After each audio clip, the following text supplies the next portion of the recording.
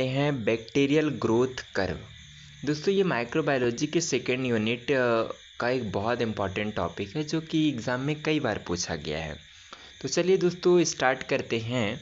When a bacteria is inoculated into suitable culture media and incubated its grow follow specific course in which major phases.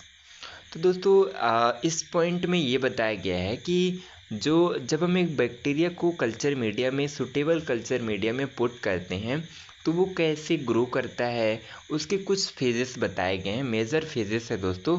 तो उन phases के बारे में discussion करते हैं।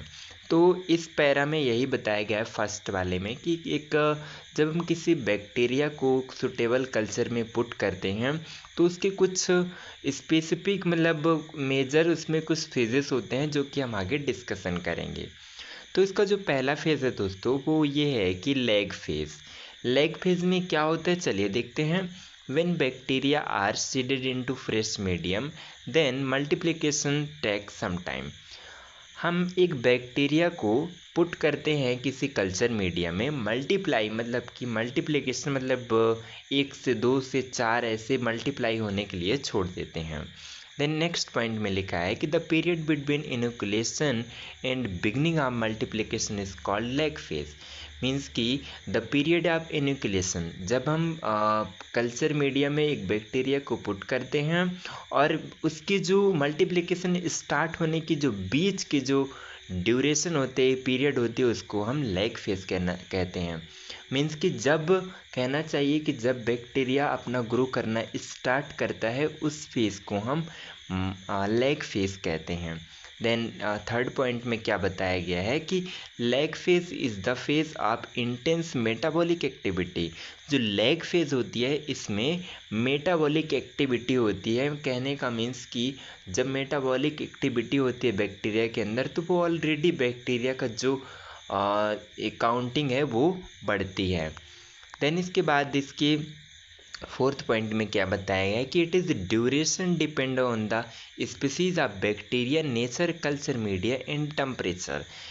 तो उसका जो ग्रो होने का जो एक वो होगा दोस्तों, उसकी जो ड्यूरेशन होगी ग्रो होने का वो डिपेंड करता है कि किस स्पीसीज़ का किस टाइप का बैक्टीरिया है, उसका कैसा नेचर है और कल्चर मीडिया का क्या इफ़ेक्ट है और टेम्परेचर कैसा है। तो इन सभी चीज़ों पे डिपेंड करता है वो बैक्टीरिया दोस्तों।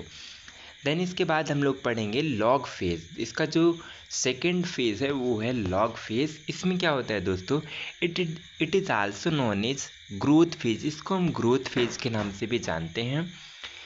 In this phase bacteria multiply eight there maximum rate. इस फेज में बैक्टीरिया मैक्सिमम रेट में मल्टीप्लाई होता है।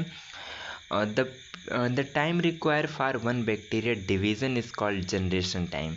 इस टाइम पे जो बैक्टीरिया होता है वो ग्रो करता है, डिवीज़न होता है, तो इसको हम जनरेशन टाइम भी कहते हैं दोस्तों। देन इसके बाद थर्ड स्टेज आता है जिसको हम लोग बोलते हैं stationary phase. The growth phase of bacteria slow down and become stationary phase. इसमें जो बैक्टीरिया होता है उसका जो ग्रोथ एंड डेवलपमेंट है वो स्लो हो जाता है। देन नेक्स्ट पॉइंट में there is balance between and bacterial reproduction and bacterial death. इसमें जो बैक्टीरिया की जो रिप्रोडक्शन है वो उसकी रेट जो तो बैलेंस बिगड़ जाती है और बैक्टीरिया की डेथ होने लगती है दोस्तों। अभी हमने सेकेंड वाले फेज़ में देखा था कि बैक्टीरिया बहुत ही तेज़ी से ग्रो कर रहा था, लेकिन थर्ड स्टेज में उसकी डेथ हो रही है। फोर्थ स्टेज में दोस्तों जिसको हम बोलते हैं डिक्लाइन फेज़ बोलते हैं। इसमें क्या होता है कि it is phase rate of death bacteria more than rate of growth and thus number of living cell. इस पॉइंट में ये बताया गया है कि ग्रो करने वाले से ज़्यादा बैक्टीरिया जितना ग्रो नहीं कर पा रहे हैं उससे ज़्यादा कहीं डेथ हो रही है बैक्टीरिया की।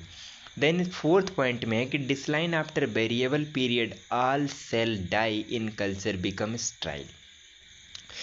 धीरे धीरे करके जितने भी बैक्टीरिया होते हैं वो सारे डाई हो जाते हैं, उनकी डेथ हो जाती है।